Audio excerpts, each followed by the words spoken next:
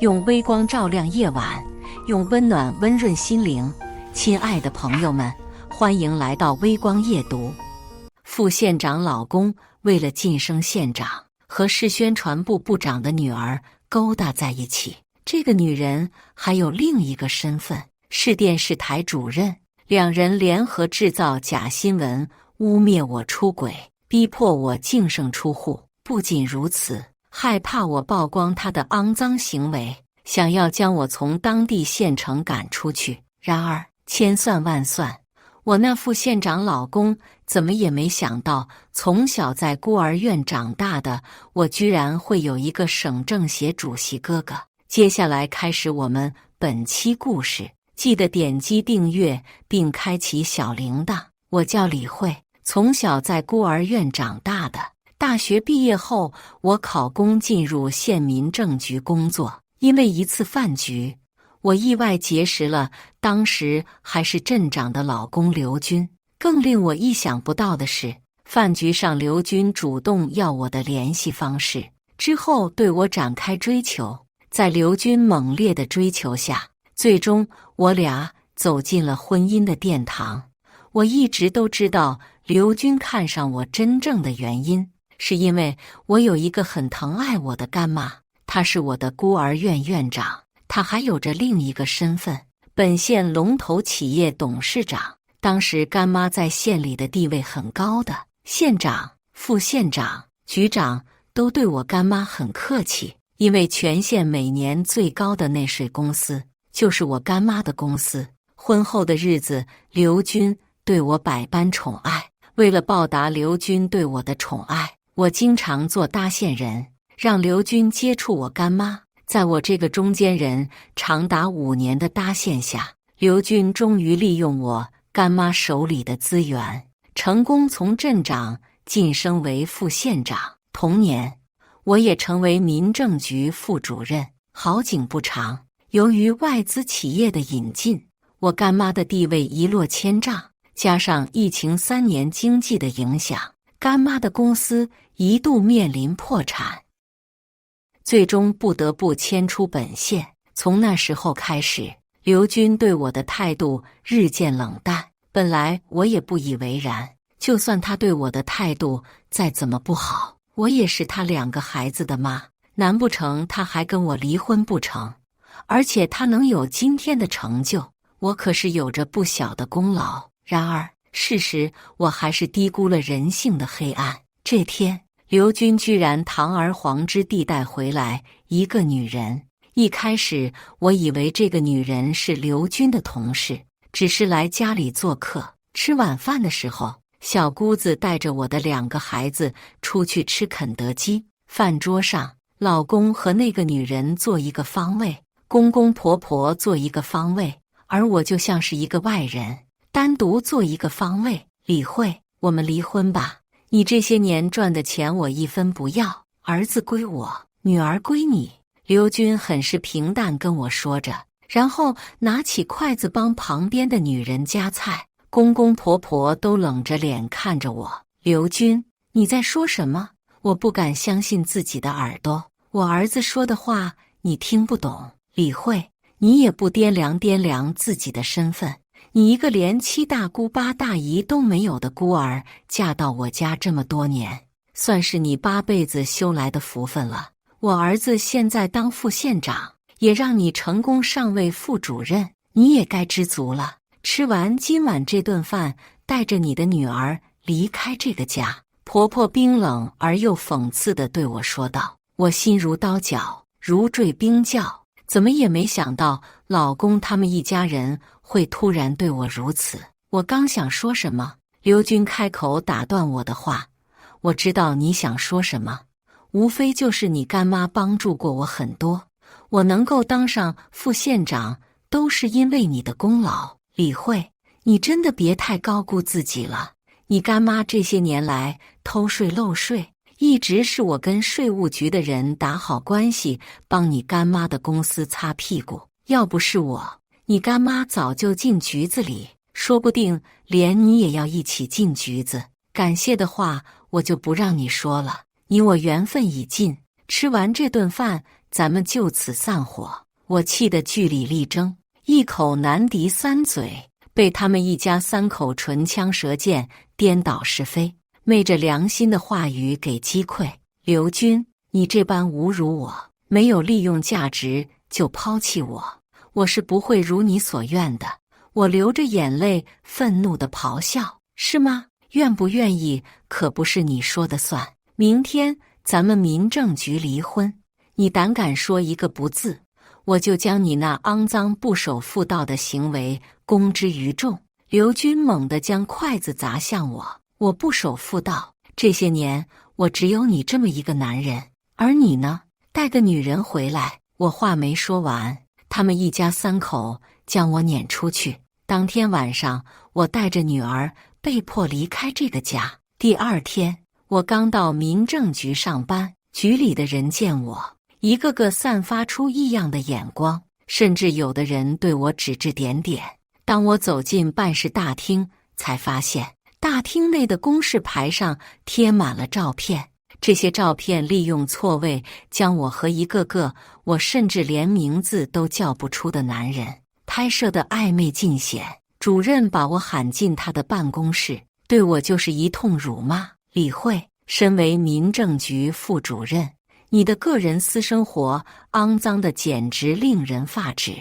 從現在開始，你已經被開除黨籍了。是你自己主動離職，還是我讓人給你辦離職手續？主任，我是被人陷害的，我老公可以為我作證。我極力解釋，你的意思是，我是電視台主任、宣傳部部長的女兒會陷害你？主任對着我不屑地嗤笑一聲。就在我不解之際，一對男女走了進來，正是劉軍和他昨晚帶回來的那個女人。主任連忙上前獻殷勤，我也才知道劉軍昨晚帶回来的那個女人身份居然如此不簡單。同時，我也才明白自己只是劉軍上位的一個工具而已。啪！一道清脆的巴掌落在我的臉上。你個賤人，居然背着我偷這麼多男人！劉軍面目猙獰，一副睚眦欲裂、痛恨的樣子看着我。劉軍，是你故意誣陷我的，對不對？你為何要這般對我？我崩潰地質問着。這些年來，於情於恩，我不知為他付出了多少，他居然對我如此狠心。我想討個說法，誣陷你又怎麼樣？有本事你找出證據證明自己啊！劉軍身旁的女人上前，帶着囂張玩味的笑容看着我。我憤怒地盯着眼前這個破壞我家庭的女人。啪！這一巴掌扇在我的臉上，再用這種眼神看我，信不信我把你的眼珠子摳出來？女人臉上盡顯狠意。這時，劉軍從他的公文包裡拿出一張離婚協議書，在上面簽字吧，然後滾出這個縣城，別讓我看見你。我要是不離開呢？我雙目赤紅地盯着劉軍和他旁邊的賤女人。哼，不離開？那我就讓大廳公示牌上的照片出現在明天的頭條上，再讓紀委下來查你，隨便給你安排個罪名，坐個幾年牢。女人充滿不屑的語氣嘲諷道。在两人全力的逼迫下，我簽了離婚協議，和劉軍辦了離婚證。當我落魄地走出民政局，那些曾經跟我一起共事的同事發出刺耳的嘲笑聲。在他們看來，我能夠坐上民政局副主任這個位置，全是因為我有個副縣長老公。如今我落得個这般下場，這些同事一個個幸災樂禍，歡呼雀躍，我心如死灰，魂遊地獄。就當我憤怒、絕望、無助之時，我的手機突然響了，一通神秘電話打進來。你好，請問你是哪位？我喉嚨哽咽，有氣無力地問道。一想到自己多年的婚姻，美好的家庭就這樣破碎了，往後我帶着女兒背井離鄉，我的心就難受滴血。請問您是李慧嗎？是從小在光明孤兒院長大的李慧嗎？你們的孤兒院院長叫秦祖梅。電話那端是個女人的聲音。能夠聽出來他的說話聲很謹慎，很激動，也很小心。對，是我，請問您找我有什麼事情？我疑惑問道。太好了，真是太好了。您可以現在來一趟县第一醫院嗎？您的哥哥來找您了。他是。電話那端的女人話剛說到一半就被人打斷了，緊跟着傳來一個男人的聲音：李女士，我是縣長趙勝偉，請您現在務必來一趟縣第一醫院。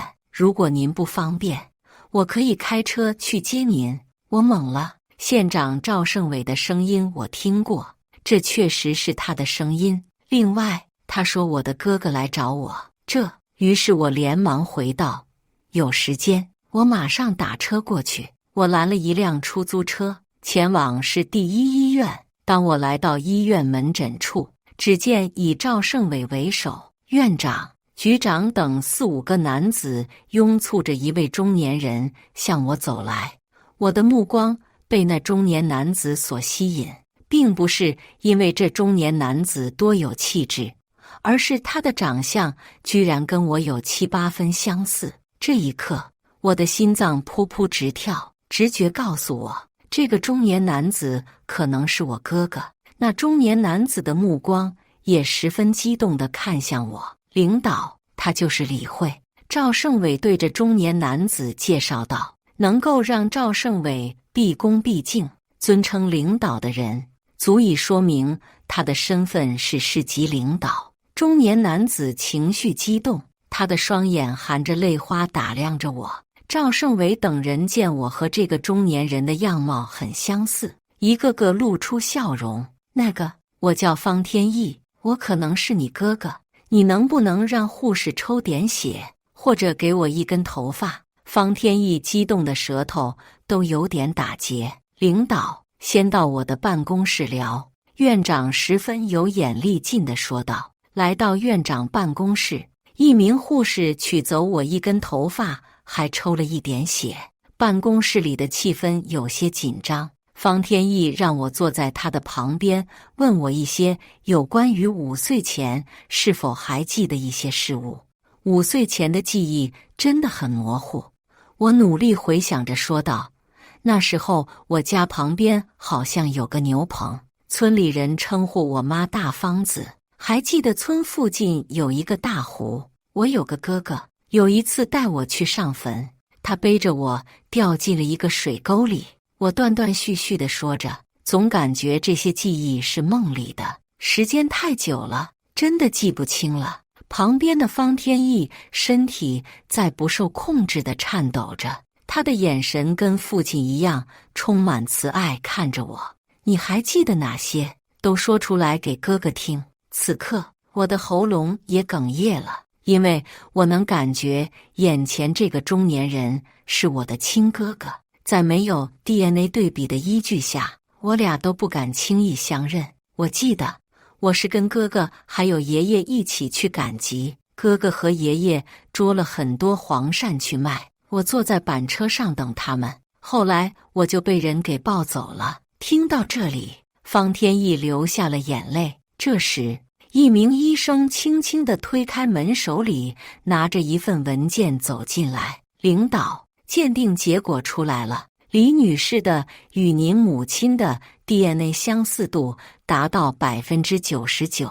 這句話一出，方天意再也控制不住自己激動的情緒，一把將我抱住，他的身體在不住地顫抖。小妹，哥哥終於找到你了，哥哥對不起你，把你弄丟了。此刻的我也感覺在做夢。前一刻我被丈夫驅逐，甚至要把我從這個縣城趕走。這一刻，我找到了我的家人，我的親哥哥。一時間，我的情緒再也控制不住，緊緊地抱着哥哥大哭。縣長等人都很识趣地離開辦公室，哥哥一邊哭着，一邊仰頭看向天花板，說道：“爸媽，我找到小妹了，你們的在天之靈可以安息了。這一次，我不會再讓小妹離開我了。”哥哥見我哭得傷心厲害，不停地幫我擦眼淚，他把我的臉捧在手心，是那麼的小心翼翼。大概過了半個小時，哥哥讓站在門外的縣長等人都進來。小妹，聽趙勝偉說，你已經結婚了，還有2個孩子，快帶我去你家，我要看看我的外侄子、外侄女。一旁的趙勝偉附和說道：“領導，你妹妹的老公正是我縣的副縣長，我這就打電話讓他過來。”不用了，縣長，我和劉軍已經沒有關係了。哥，我只能帶你去看我的女兒，我的兒子，只怕我自己也難以見到了。我緊握着拳頭，心中的委屈讓我再次流下眼淚。這一屋子都是人精，他們都看出我的家庭出了問題。小妹，告訴哥，是不是你的丈夫欺負你了？哥給你撐腰。我哥身上那股子上位者的氣息爆發出來，我明顯感覺到縣長等人有些瑟瑟發抖，但這股氣息對我來說是如此的具有安全感。於是，我將昨晚和今天上午發生的事情全部說了出來。砰的一聲，我哥一巴掌狠狠地拍在桌子上，他憤怒的臉上的肉都在顫抖。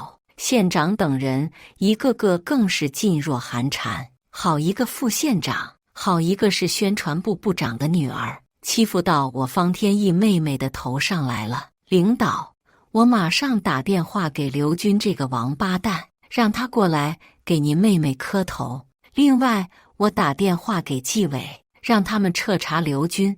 縣長走上前，畢恭畢敬地對着我哥說道。我哥臉色沉得快要滴水，他抬手制止說道：“今晚給我安排個飯局，讓所有縣主任級別的領導全部過來。”隨後對着旁邊的秘書說道：“阿飛，打電話給蔡崇英，讓他給老子現在滾過來。另外，讓他的女兒也給老子滾過來。今晚我要好好請他們吃一頓飯。”趙勝偉，讓在民政局上班的人也都過來。我哥額外又補充了一句，縣長、局長等人不敢怠慢，紛紛掏出手機開始通知。之後，我哥讓秘書帶着我倆去賓館看我女兒。路上，我好奇地問我哥是什麼官，一個眼神就讓縣長等人嚇得臉色蒼白。開車的秘書告訴我，我哥是省政協主席。聽到這句話，我當場倒吸一口涼氣，同時感到一股巨大的力量在我的背後支撐着我。一瞬間，我上午受的所有委屈煙消雲散。劉軍，還有那個女人，我要讓你們對我的羞辱百般償還。這場飯局定在本縣第1酒店——天門大酒店8樓總統包房，晚上7點。總統包房內，我哥抱着我的女兒坐在高位上，而我則是坐在我哥的旁邊。縣裡的各個領導開始陸陸續續進來。偌大的包廂已經上座了10幾個人，但整個包廂內安靜的只能聽到我女兒被她舅舅的逗笑聲。詭異的是，這些人一個個用異樣的眼光看着我。這時，我哥的秘書走過來，打開手機，裡面出現一則新聞。新聞的標題是：某縣副縣長老婆長期偷情，奸情曝光。這類新聞出現好幾個標題。震驚！某縣民政局副主任利用手中權力四處玩弄男人。這些新聞下面都有我的照片，不止一張，而是一連串的照片。這些新聞的發布信息都是下午6點。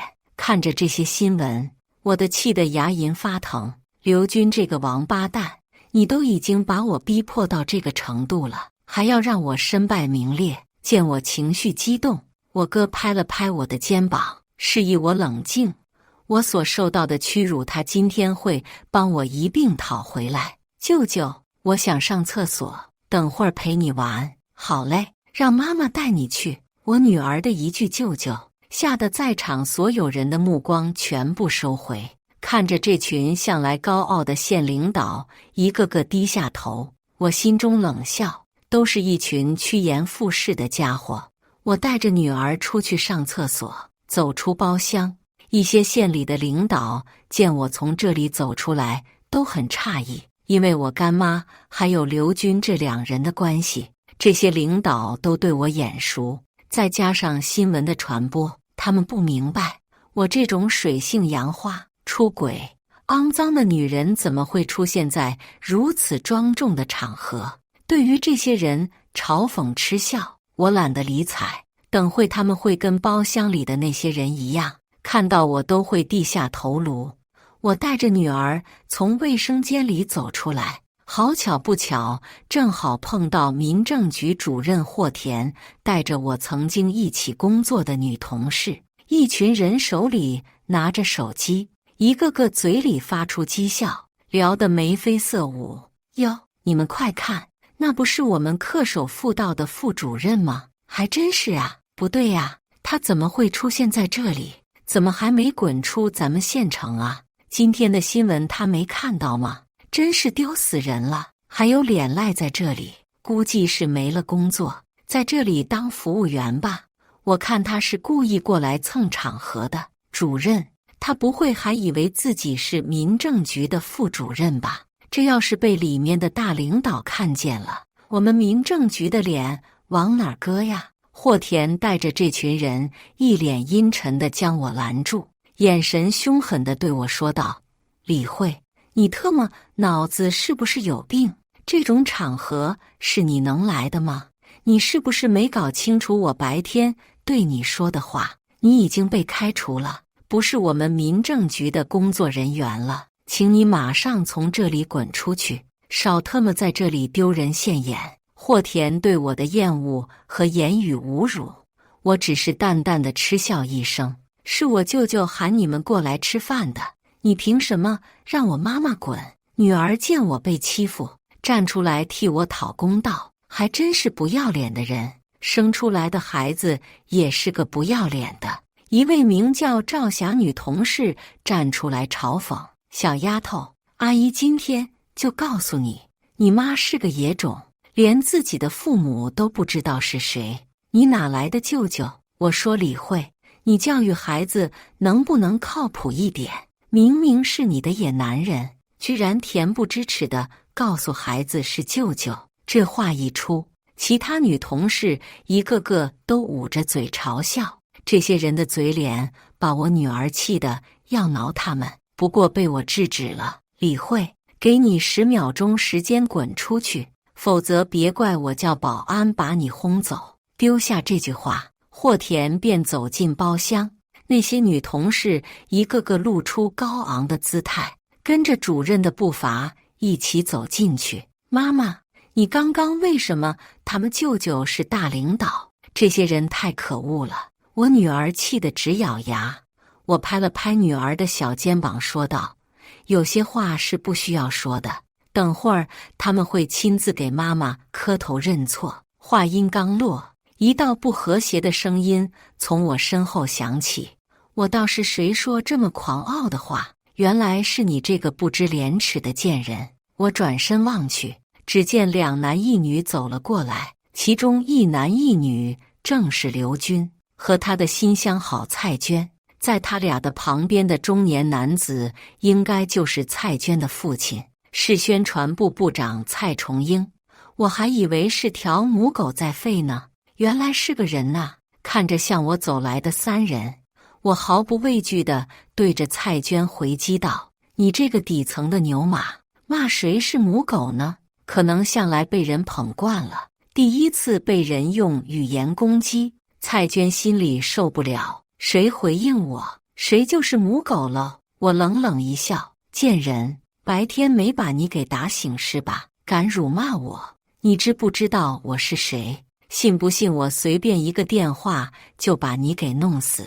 蔡娟睚眦欲裂地對我威脅道：“我當然知道你是誰，小三唄！”我不屑地嘲諷道。隨即，我的目光轉向劉軍：“劉軍，你可以呀，連市電視台主任都能泡到手，想必這位就是你的未來老丈人，是宣傳部部長蔡崇英吧？”聽到我的話，劉軍3人同時感到震驚。他們不明白我是怎麼知道蔡娟和蔡崇英的身份。李慧，我還真是小看了你，沒想到你還有點東西。怎麼，今天來這裡是想報復我嗎？你拿什麼報復我？劉軍冰冷的眼神猶如刀一般，我能夠感覺到他此刻想讓我死。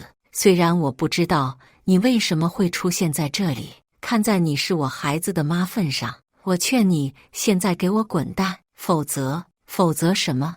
我直接打斷劉軍的話，否則你讓你的相好利用輿論對我進行造謠，把我逼死，還是說用你副縣長的權力把我給玩死？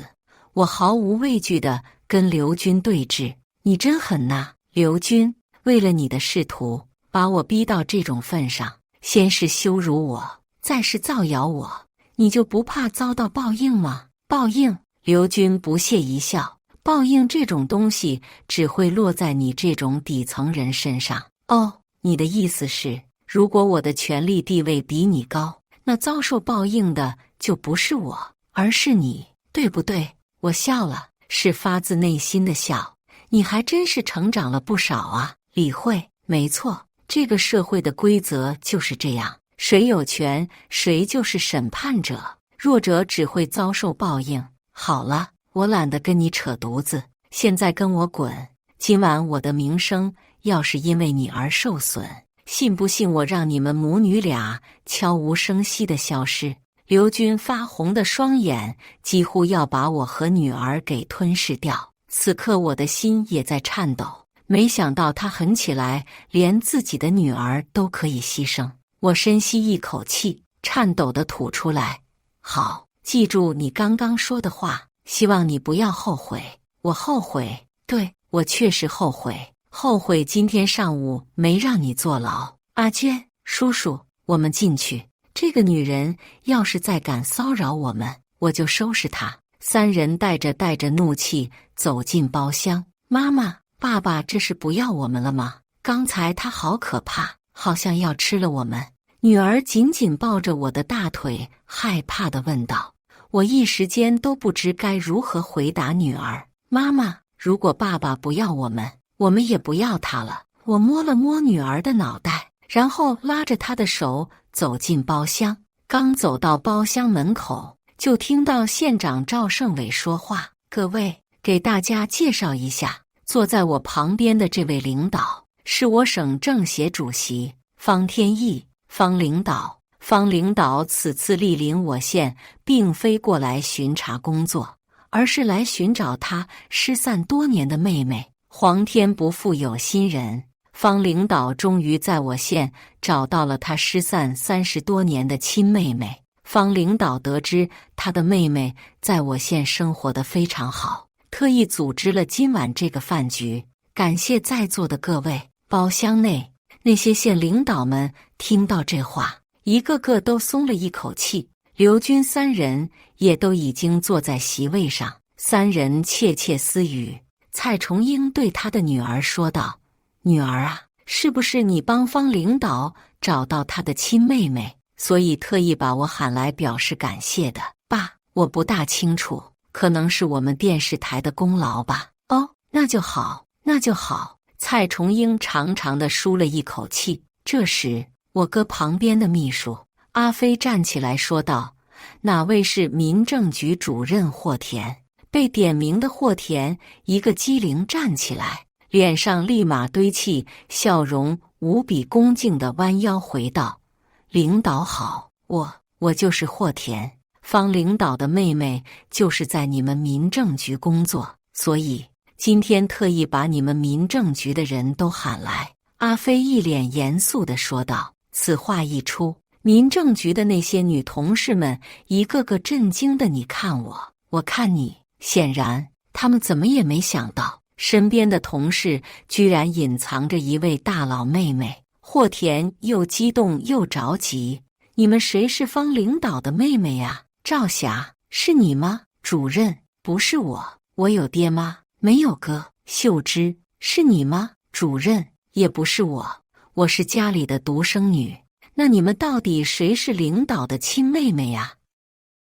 霍田記得快要哭了，他真的害怕自己的罪過領導的親妹妹。然而，事實他已經得罪我了。這裡在座的縣領導已經得知我身份的，已經開始為霍田搖頭了。哦，我們領導的親妹妹來了。阿飛將手指向我，刷刷刷，一瞬間，所有人的目光都聚集在我身上。李慧，誰讓你進來的？給我滾出去！霍田和劉軍兩人異口同聲對我怒吼：“對不起，領導，這女人是我們民政局曾經的同事，由於作風不良、私生活混亂，已經被我們開除了。只是沒想到她會來這裡搗亂。”霍田一臉苦笑，朝着我哥解釋。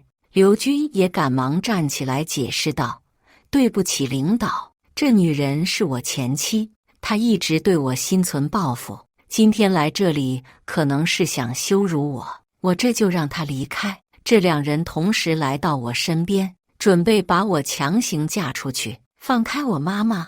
你們兩個壞蛋，放開我媽媽！女兒見我被兩人架住，不停地捶打他們。舅舅，你快點救救媽媽！女兒急了，一路跑到我哥的身邊，拉着我哥的手，將他帶過來。屋裡的空氣突然異常的安靜，那些知道我身份的人就跟看傻逼一樣看着霍田和劉軍。在眾人的目光注視下，我女兒拉着我哥走了過來，阿飛跟在後面。特麼的，霍田、劉軍，你們兩個給老子住手！趙勝偉要瘋了，邊咆哮邊跑過來。此刻，霍田和劉軍兩人都傻眼了，就算是傻子也能看出来，我就是這裡最大領導的親妹妹。不是，趙縣長，咱是不是哪個環節弄錯了？霍田要哭了，他架住我的雙手在發抖，而且抖得越來越厲害。弄錯你麻痹！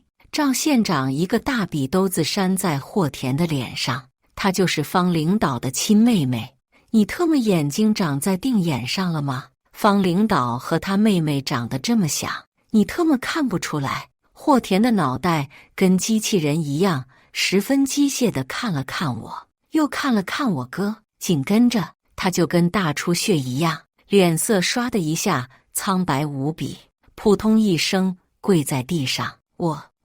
我不知道啊，我真的不知道啊，不知道你媽，給老子滾一邊去！趙縣長一腳踹在霍田的胸口，霍田被踹得在地上翻滾，都不敢吱一聲。你好，我的前妹夫，麻煩你鬆開我妹妹的手臂。我哥銳利而又兇狠的目光盯着劉軍，強大的氣場幾乎將劉軍籠罩。劉軍整個人仿佛被定住了，我能夠感覺到劉軍的大腦已經麻了。他下意識地鬆開我的手臂，看着我哥，他的眼珠子都沒光了。緊跟着，他的表情開始不受控制的切換，震驚、痛苦、難受、絕望，最後強行擠出一絲笑容。他不敢面對我哥銳利的目光，而是轉頭看向我，就仿佛第一次認識我一般。李慧，求求你告訴我，這不是真的，對不對？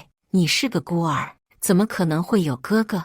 那你告訴我什麼才是假的？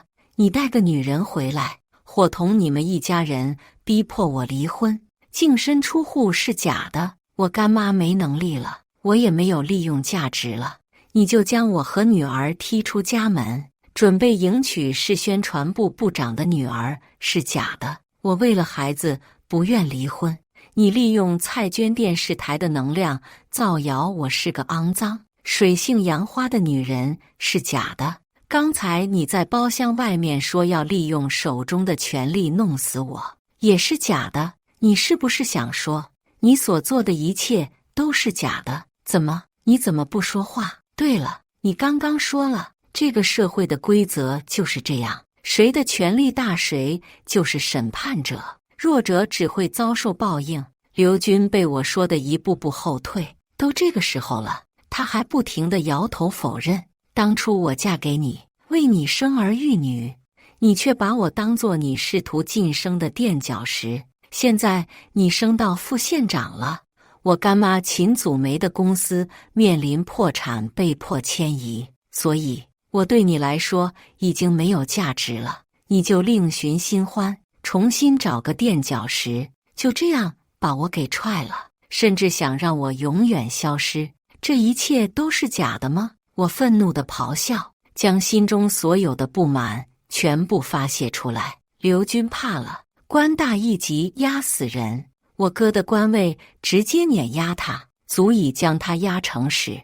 劉軍整個人癱軟在地上，身在官場，他知道我哥有100種方法讓他前途一片黑暗。小妹，你打算怎麼做？我哥拍拍我的後背問我，我知道我哥什麼意思。如果將劉軍送進牢房，以後我的2個孩子想要進入仕途比較難。我想讓我的孩子以後做個普通人或者商人。聽到我的回答，我哥點了點頭，劉軍卻不知廉恥地拼命搖頭。他爬過來，抱着我的大腿，不停地求道：“李慧，給我個機會，給我一個重新做人的機會，求求你了。為了咱們的孩子，求求你再給我一次機會吧，我給你磕頭了。”劉軍不停地將腦袋砸在地板上，我一腳將他踹開。你不是喜歡找墊腳石嗎？你的這雙腳踩縫纫機最合適。我哥的秘書阿飛對着旁邊的紀委使了個眼色，紀委心領神會。霍田、劉軍，請你倆跟我走一趟，配合調查。2人在眾目睽睽之下被紀委帶走。這時，我哥不緊不慢地走到蔡崇英跟前：“老蔡呀，今晚有沒有時間去我那裡喝杯茶？我老了，也該退休了。”蔡崇英無力地搖頭，嘆了一口氣：“有件事情我要告訴你，你的女兒扇過我妹妹的耳光啊！”我哥這話一出，一旁的蔡娟很是自覺地自己扇自己，噼里啪啦的耳光聲響徹整個包廂。當天晚上，我收到趙霞他們那群人無比卑微的道歉信息，其中幾個經常說我閒話的給我發紅包道歉，這些人我都懶得理睬。1個月後，劉軍被查出來各種貪污問題，他的一切財產都被沒收，踩縫纫機去了。蔡崇英自己申請提前退休了，蔡娟也自己主動離職了。劉軍的父母也過來求我放過他們的兒子，我只是冷冷地笑了笑，將兒子帶走。最後，在我哥的安排下，我帶着兒子女兒開始新的生活。故事完，接下來是我們本期第2個故事，記得點擊訂閱並開啟小鈴鐺。男朋友媽媽不準備給彩禮，要求陪嫁100萬加1套房，他一臉不屑。我們是住在皇城根下面的，能嫁進來是你的福氣，住皇城根下面不就是套老破小？彼時，我親生父母找上了門，我看了眼門口停着的邁巴赫，拿起手機：“分手吧，你已經配不上我了。”男朋友母親約我見面，下班後我急匆匆便去了。剛推開包間門，便看到許文優的母親嗑着瓜子，我的男朋友許文優坐在一旁附和着。看到我之後，許文優媽媽臉色立馬一變，包廂裡傳來一陣悶哼，臉上滿是不耐煩，嘴皮子上的瓜子皮隨意地啐了幾口。我不着痕跡地撇了撇嘴角，沒見過這麼沒素質的人。許文優偏頭看了一眼他母親的臉色，不耐煩地朝我擺手：“快坐下，站在那幹嘛呢？”我一臉震驚地看着許文優，他從來都沒有這個語氣和我說過話。況且話說回來，還是許文優追的我，我什麼時候這麼卑微過？許文優沒給我一個眼神，轉頭給他媽倒水去了。我強忍着心中的煩躁，坐到了他們2人對面。許文優依舊在和他媽說說笑笑，絲毫沒有照顧我的情緒。我沒好氣地瞪了一眼許文優，拿起桌子上的水喝了一口。許文優媽媽吧唧吧唧嘴，輕飄飄開口說：“你叫沈念是吧？”她臉上滿是不屑，眼底裡甚至還有點瞧不起。我勉為其難擠出來一個微笑，維持住了基本的禮貌。是的，阿姨。她上下掃視了我幾眼，喉嚨裡悶哼一聲：“你家住在哪呀？”我皺了皺眉頭，哪有第一次見面就問這個的？我還沒來得及開口，她便繼續往下說：“聽說你大學的時候申請過貧困生，家裡沒多少錢吧？你能和我們文優在一起，算你有點運氣。”許文優還在一邊樂呵呵地笑着，時不時還點點頭。我真是瞎了眼，才會和這樣的人在一起。我不悅地對上他那雙渾濁的眼睛：“阿姨，那我想知道您家住在哪呀？”一聽到這裡，他便兩眼放光，還揚了揚頭，好不威風。我們家是住在2環的，在皇城根下面，可是和你們這種郊區的不一樣。說白了，你還是外地的。說完，眼睛上下打量了我幾遍，不屑地撇了撇嘴角。我挑了挑眉毛，沒着急說話。許文優的頭都快低到桌子底下了，不如乾脆直接投長腳底比較好。我喝了口水，饒有興趣地說：“2環啊，那阿姨，你們家那套房值多少錢啊？要是結婚的話，我是打算賣掉的。”他立馬吹鼻子瞪眼：“臭外地的，你懂什麼呀你？”我冷哼一聲：“沒文化真可怕。”許文優依舊在一旁沒說話，那張優渥的臉，我越看越嫌棄。我本以為到這裡就結束了，沒想到他還變本加厲起來了。我告訴你，娶你我們家不會出1分彩禮，你們家要出陪嫁100萬，還有一套3居的房子。想嫁進我們家門，沒那麼容易。小老太婆笑得洋洋得意，臉上的皺紋都在說：“我就是瞧不起你。”我還就真是疑惑了。我和許文優戀愛才1年，我什麼時候說要嫁給他了？我發現這一家人都挺會幻想的，是不是哪一天還要幻想自己成了億萬富翁？我摸了摸新做的美甲，滿臉純真：“阿姨，你是不是記錯了？我沒說要結婚呀。”我瞥了一眼在一旁一言不發的許文優，翻了個白眼：“許文優，是不是你和阿姨說錯了呀？你要不再好好想想？”我嘲諷地笑了笑，乖巧地和老太婆說了個拜拜。出門後，我的微信遭到了瘋狂的轟炸，沒錯，都是許文優的消息。我瞥了一眼，心煩地收了手機。回家後，在門口，我聽到我媽和我弟聊天的聲音：“媽，你怎麼不管他們家要彩禮？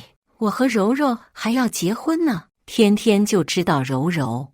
你媽我當初是想把沈念養成你媳婦的，沈念我可看不上她。再等等，你媽我可不會賠了夫人又折兵。”握住門把手的手緊了緊，指尖泛了白。我沒有進去，默默等着他們聊完。從小便是這樣，我不受我媽待見，可以說上學的時候她幾乎沒給過我錢，但我已經見怪不怪了。等他們聊完後，我默默回了房間，而後是止不住的嫌棄。不過我全當沒聽見。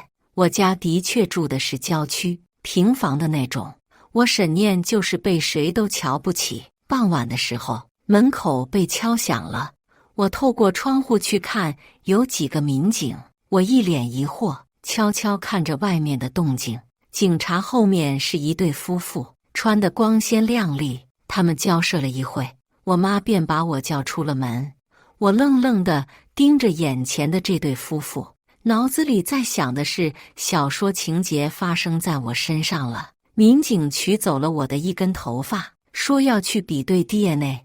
但那對夫婦看到我後滿含熱淚，我心裡倒是沒有什麼感覺。面前的女人拉起我的手，心疼地看着我，語氣哽咽：“孩子，你過得好嗎？”她的手很暖和，不同於我的冰涼，好像是心靈感應一般。我抱住了她，在她耳邊小聲說：“我過得不好，一點也不好。隨後屋內便是一陣痛哭流涕，但我還是模模糊糊聽到了養母和我弟的對話。這不，有人送錢來了。他說話的聲音帶着幾分竊喜，還有嘲諷。我抬起眼，便看到他和我弟臉上滿滿的笑意。養父前幾年去世，喪葬的錢都是從我工資裡拿的，現在的我手裡沒幾個錢。而後還有啜泣的聲音，一旁的男人也沒忍住，眼睛變得紅紅的。他手上戴的是一塊江詩丹頓手錶，身上穿的是高定西服，有點眼力勁兒的人都能看出來，這是個富人家庭。換句話說，我的原生家庭是個富人家庭。我輕輕推開面前的女人，沉了沉眸子，平靜說道：“還是等親子鑑定報告出來再說吧。”他眼底蓄滿了淚水，甚至有一瞬間，我都在害怕他會暈倒。他面上猶猶豫豫，剛想開口拒絕，一旁的男人拍了拍他的肩膀，雄厚的聲音傳來：“他說得對，別到時候空歡喜一場，再比對一次吧。”他含着淚點了點頭。過了一會兒，這對夫婦便離開了房屋。我的養母靠在牆上，一臉玩味地看着這邊的方向，手裡還拿着一把瓜子。我的弟弟同樣一臉猥瑣地看着他們離去的背影。我看了一眼，便收回了視線。剛剛激動的心情已經蕩然無存。養母見我要回屋，先我一步擋在了門口處。“你這小丫頭片子，我好不容易把你養大，你現在連個眼神都不給我。”剛剛吃進去的瓜子在他嘴邊杵亂飛，我惡心地蹙了蹙眉毛，默默屏住呼吸。“姐姐，這可就是你的不對了，咱媽養你可真是不容易，你現在走了，於心何忍啊？”假惺惺的語氣，晦暗不明的眼睛裡閃爍着貪婪的光。我臉上掛着笑容，伸手拍了拍他的衣服。“親子鑑定還沒出來，媽你就這麼斷定我不是你親生的？”我的尾調很長，我冷冷地看了他們一眼，便回了臥室，隨後反鎖上了門。門後還傳來罵罵咧咧的聲音，我腦子一片混亂，心裡更是煩躁的不行。兩種可能性，要麼我被搞丟了，要麼兩家報錯了。其實我很早之前就知道自己不是這個家裡的親生女兒，從小親戚都把我叫做童養媳。那個時候很小，我不知道是什麼意思。長大後我才明白，有了工作後，我特地和我媽做了一次親子鑑定，結果不出我所料，我不是他們親生的。也只有這個結果，才能解答這麼多年的種種經歷。門口處停着的邁巴赫還沒開走，我又想起白天許文優媽媽的那一頓說辭。我皺了皺眉頭，拿起手機給許文優發了微信：“分手吧，你已經配不上我了。”頁面顯示99加的消息，我沒那個心思再去爬樓看消息。我的微信發出後，手機消停了一會，隨後許文優又開始炮轟。之後的幾天上班，我都心不在焉的。下班回家時，門口圍滿了街坊鄰居，門口處停着幾輛警車，還有那輛邁巴赫。我鼓起勇氣邁入房間，今天卻多了一個人，面前多了一位男性，身上穿的休閒服裝，但舉手投足間流露出金貴的感覺，這是我弟弟沒有的。屋內的警察很多，還有幾個記者，他們扛着攝影機，私下在小聲交流着。我皺了皺眉，心裡略微有點不安。走到沙發處，那位十分有氣質的女人便拉起了我的手。哦不，這個時候應該把她稱之為我的媽媽了。她拉着我的手，示意在她身邊坐下。我坐下後，她依舊緊緊拉着我的手。我低頭看了一眼緊緊相握的兩隻手，有點不一樣的感覺。我的養母在一旁訕笑着，當初沈念這孩子在大馬路上，我們家看他可憐，就領回來了。沒想到有一天能見到他親生父母。說着，又抬起手裝模作樣地擦了擦眼角的淚水，而我弟在一旁也裝模作樣地學着，但臉上那微微的笑意還是出賣了他們。我媽沒說話，但我能聽見她深呼吸的聲音。坐在一旁的我爸伸出手點了點桌子，語氣十分不悅：“別和我們在這假惺惺的，我們這次來就是把我女兒帶走的。”他說話的聲音中氣十足，十分雄厚。養母臉上帶着幾分猶猶豫豫，兩隻手不斷在大腿上摩挲着，隨後十分猶豫地開口：“我們家也不是大富大貴的，遇到沈念也是我們的福氣。這麼多年，我們在沈念身上也花了不少錢。您看這……”沒等我爸回答，警察出了聲，一副公事公辦的樣子：“這位女士，我們這次來還有另一個原因，我們十分合理地懷疑你是拐賣團夥中的一員。”話音剛落，周圍的照相機開啟了閃光燈模式。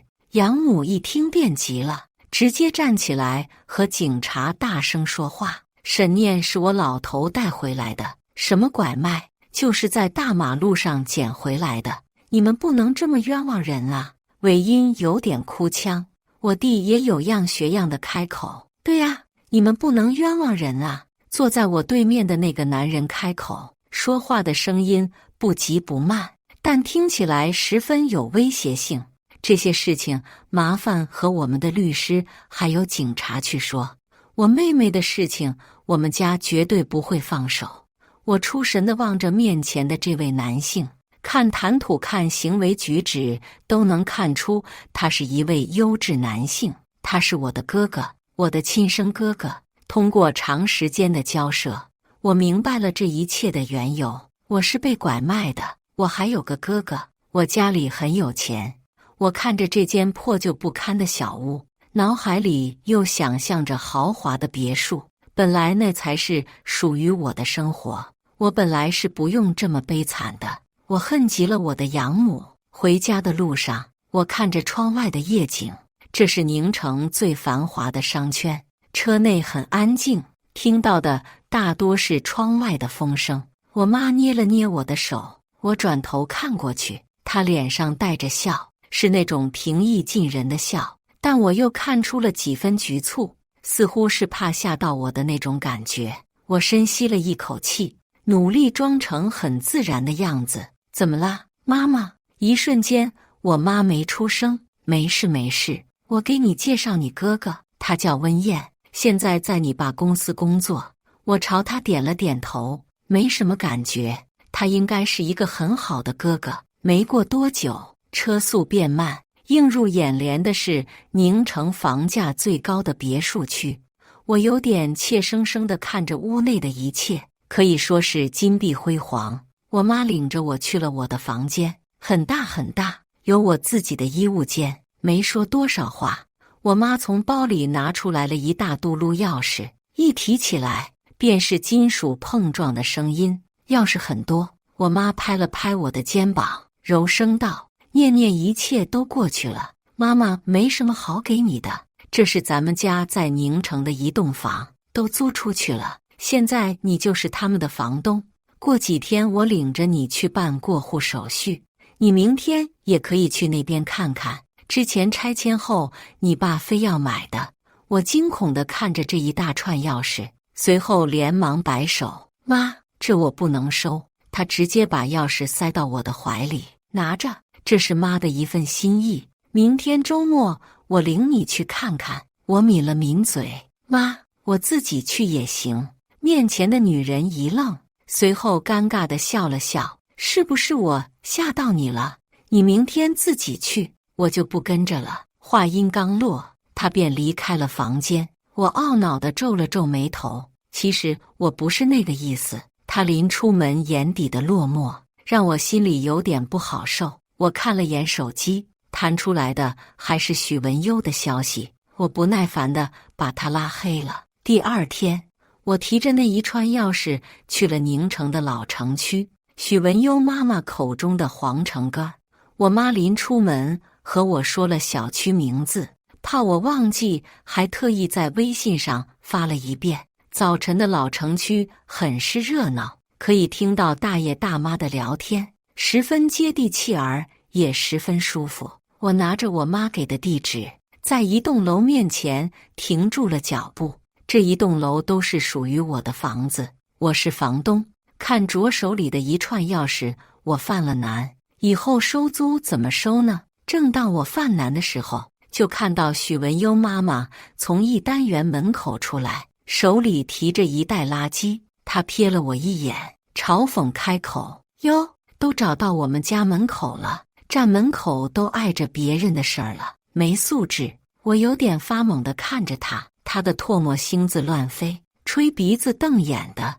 我在心裡默默開口：“大媽，我好像要到你家裡收租。”我眨巴了眨巴眼睛，隨後給她讓出來了一條路。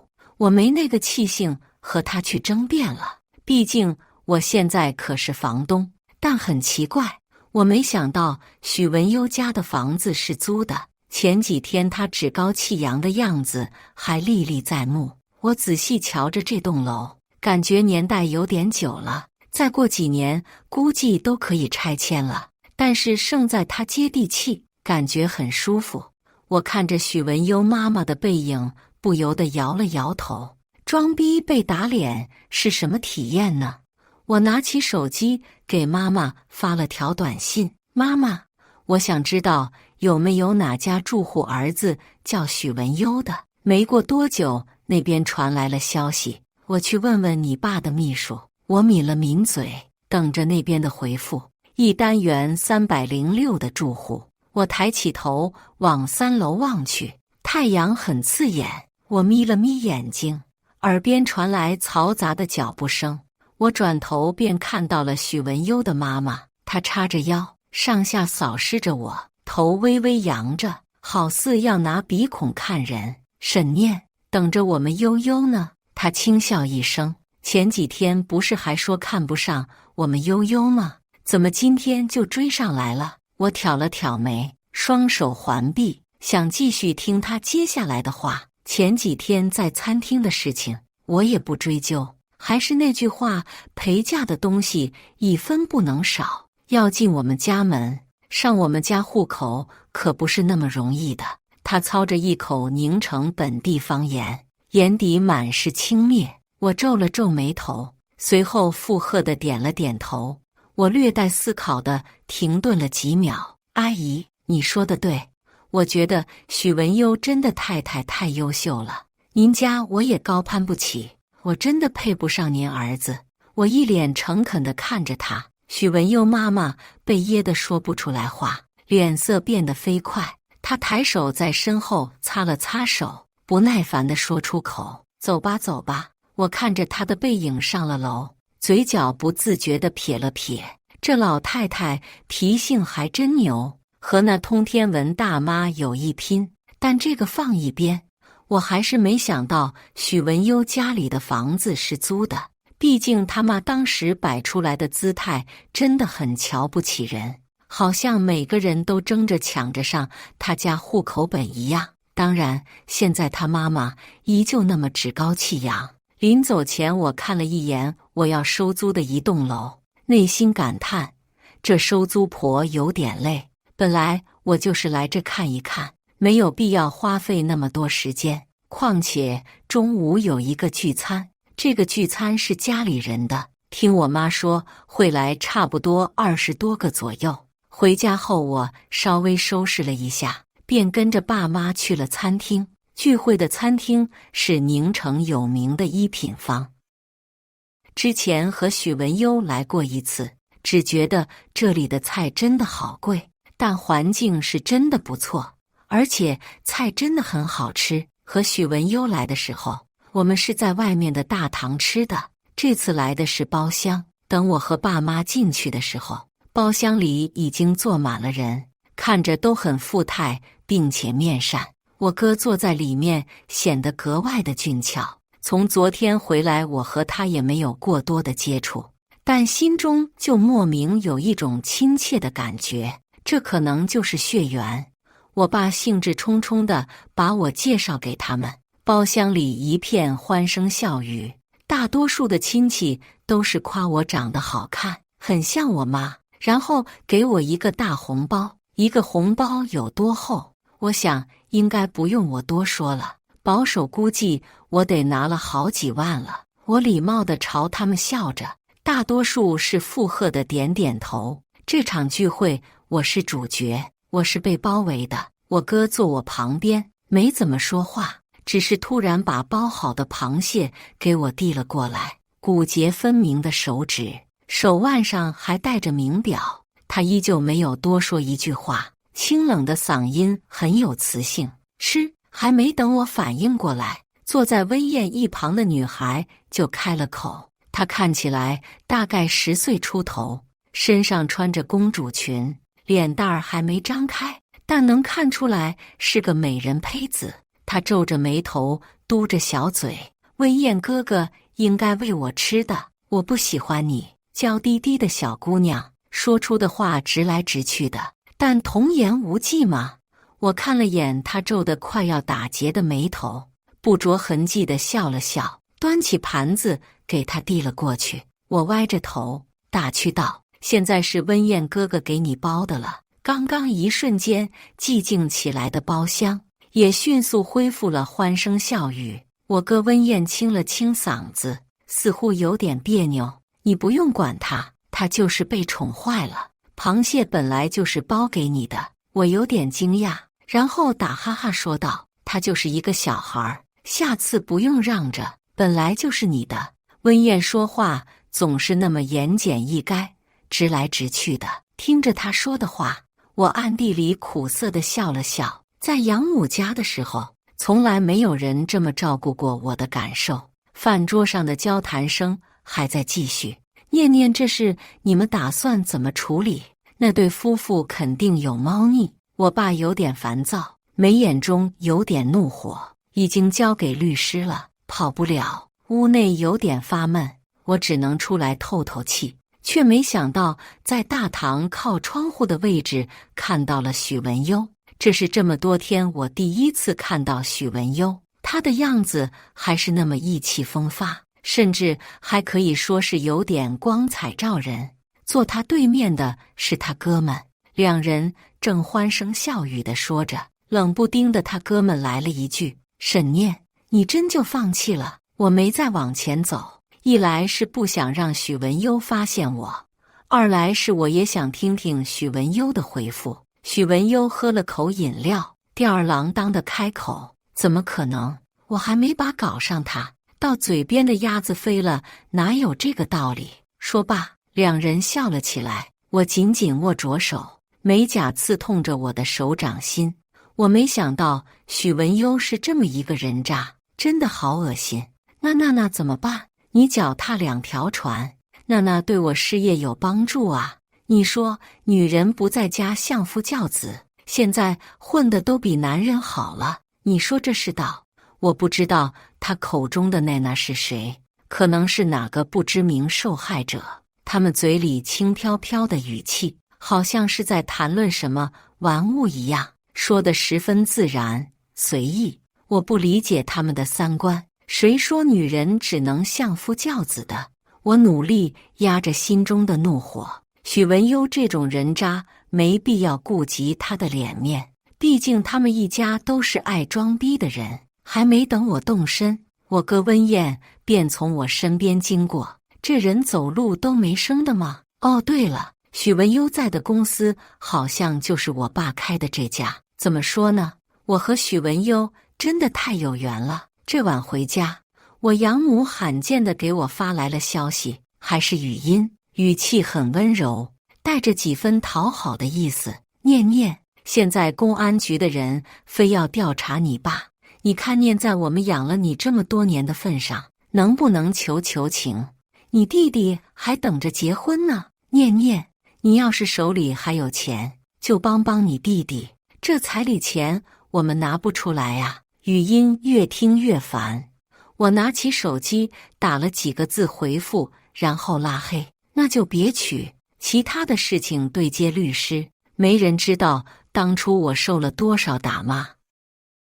但我不明白，為什麼當初非得要我呢？是一開始就生不出來孩子，要了我之後又有了弟弟嗎？然後我就成了童養媳嗎？我媽把租房合同交給我，說過幾天等合約結束，帶我去辦過戶手續。在住戶信息上我看到了許文優的名字，怎麼辦？有點礙眼。事實上，許文優一直在用各種方式給我發消息，發的消息那叫一個假惺惺，什麼寶寶，我離不開你，我看着都惡心。許文優家的租房合同到這個月結束，按理說是要續約的，但是我的意思呢，就是不想給他們續約。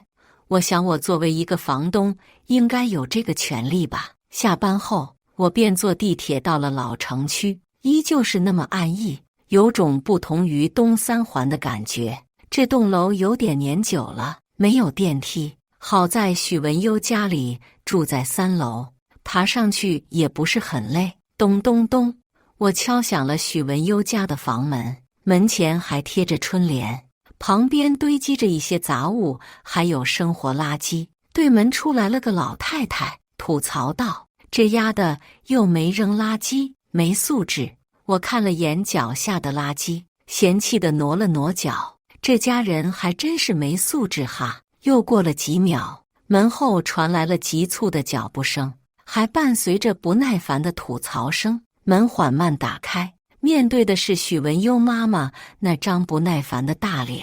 我禮貌地笑着，隨後試探性詢問：“我可以進去嗎？”許文優媽媽打量了我幾眼，一陣嗤笑。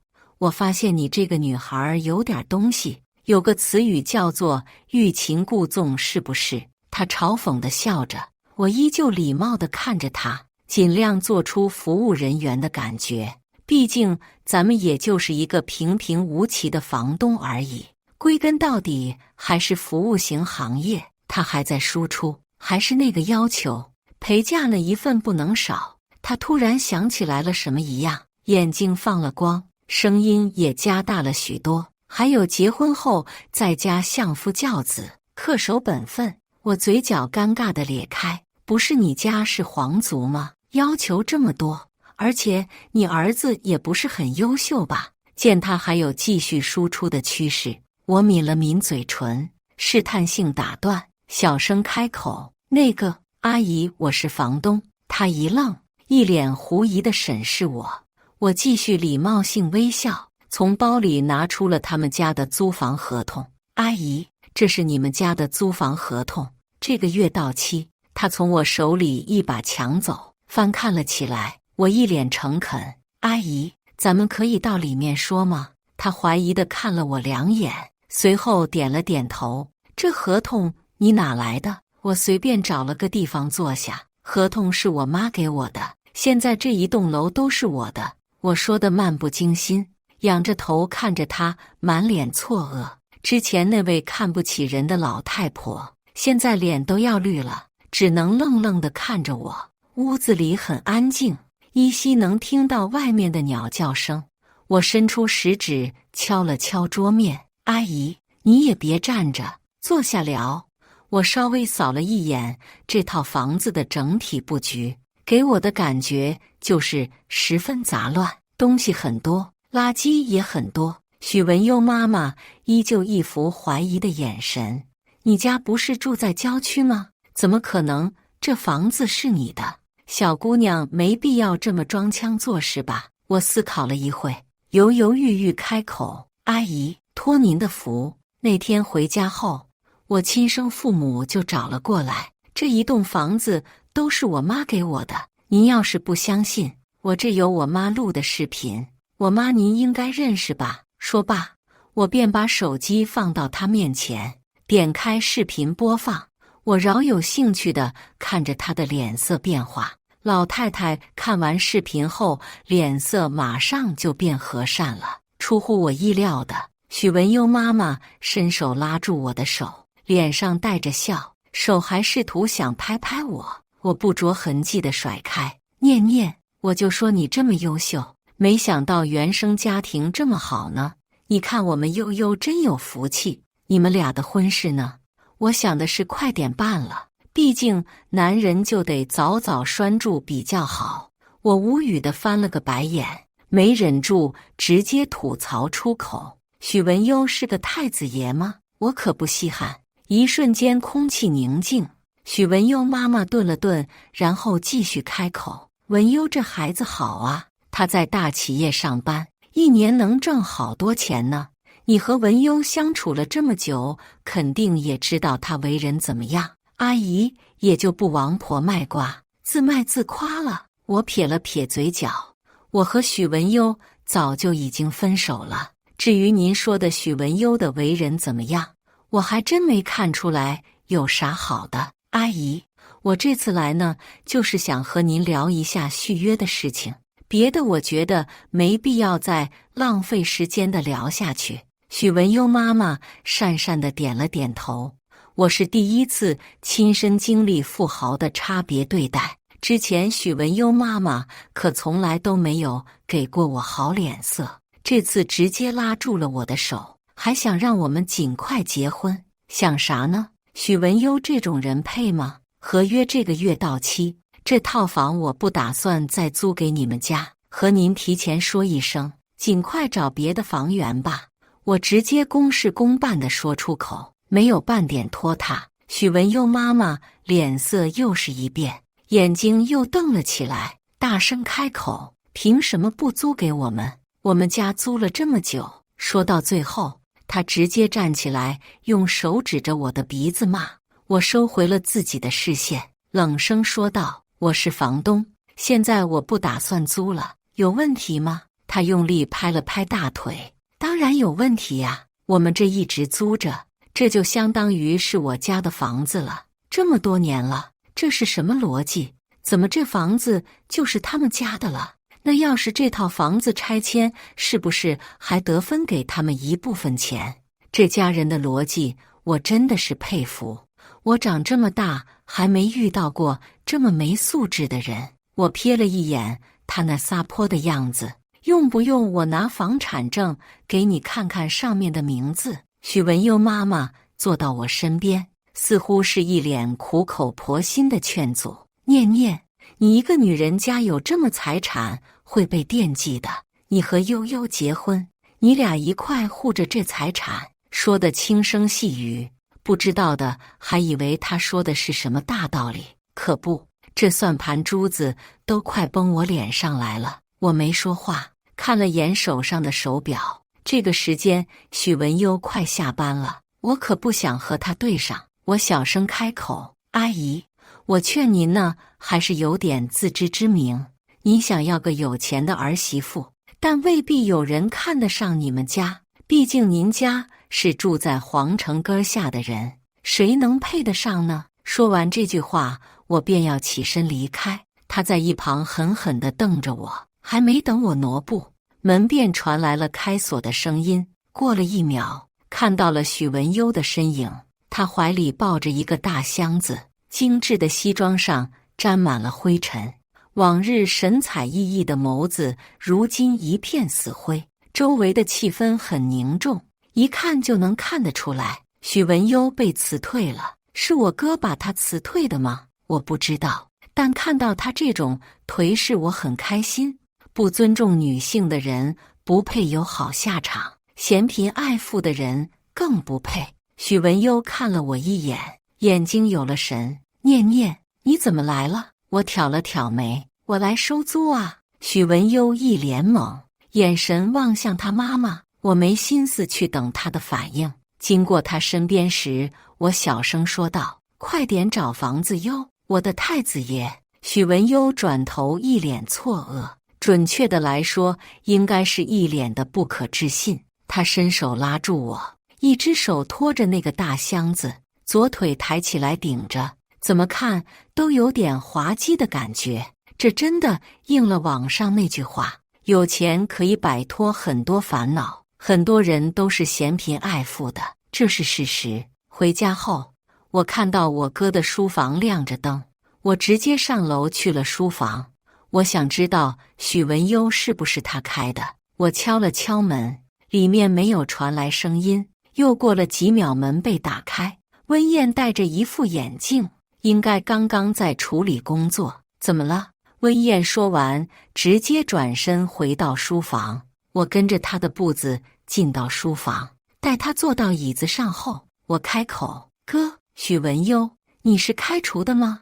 他正在簽字的手一頓，隨後合上筆蓋。他摘了眼鏡，皺着眉頭，好像有點不悅。是我開的，你替他難過。他說話聲音不是很大，但總感覺一種被壓迫的感覺。我連忙擺手：“不是，我就是問一下。我沒想到你會把他開除，不知道是不是我想多了。那天在餐廳，溫燕正好經過我身邊。他是不是也聽見了？是因為這樣他才把他開除的嗎？”我知道公私要分明，但我還有點期待。他本來工作就不好，開除是必然的事情。公司從來不養閒人。我點了點頭，和我預期的有點不一樣。就當我要轉身離開書房的時候，他冷冷的聲音傳出來：“同樣這種人渣，公司也不會要。念念，你做你想做的就好。”我緊了緊手，感覺嗓子有點不舒服。這是我第一次體會到這種感覺，就是有人護着你的感覺。我也有家了，我也有愛我的父母和哥哥，有堅實的後盾。晚上在客廳聊天，聽到爸媽說到我養母的事情。他們說我養父是一個人販子，但在我記憶裡，我養父對我很好。養母直接越過我，找他們要錢。我沒忍住出聲：“不可以給他們，他們是一個無底洞的。”我爸擺了擺手：“我不知道這是什麼意思。這件事交給了律師去辦，最終養母會不會被判刑，我也不知道。但惡人自有惡報。”番外，我叫沈念，從小我就被村裡的人叫童養媳。我有個弟弟，我媽媽很喜歡他，不喜歡我。每次有好吃的都會讓他吃。我喜歡畫畫，小時候的夢想是成為一個畫家，但我媽說我是痴人做夢。高中的時候，我弟弟試圖侵犯我，我不小心把他踢傷了，我媽很生氣。大學的時候，我考上了一所普通大學，有個宿舍收留我，我就一般不回家了。但我媽不給我打錢，我只能抽時間做兼職。畢業後工作，我認識了許文優，他追了我很久，我同意了。我渴望愛，但我沒想到他這麼自戀地帶着他媽媽和我談論陪嫁。那天回去後，我的親生父母找了過來，他們看起來很有錢，我是常常幻想的那種人。後來的事情就都在前文中了。我時常會想，要是我沒有被拐賣，我是不是人生就不一樣了？我可以盡情畫畫，成為一名畫家，而不是每天機械地面對這些我不喜歡的工作。我恨我的養母一家，我的一切不幸都來自於他們。但好在我找到了我的親生父母，他們很愛我。現在的我也有堅實的後盾了，我也擁有了很多很多的愛，永無止境的偏愛。最後，願天下無拐，感謝大家的觀看。本期影片大家覺得是第一個故事精彩，還是第二個故事精彩呢？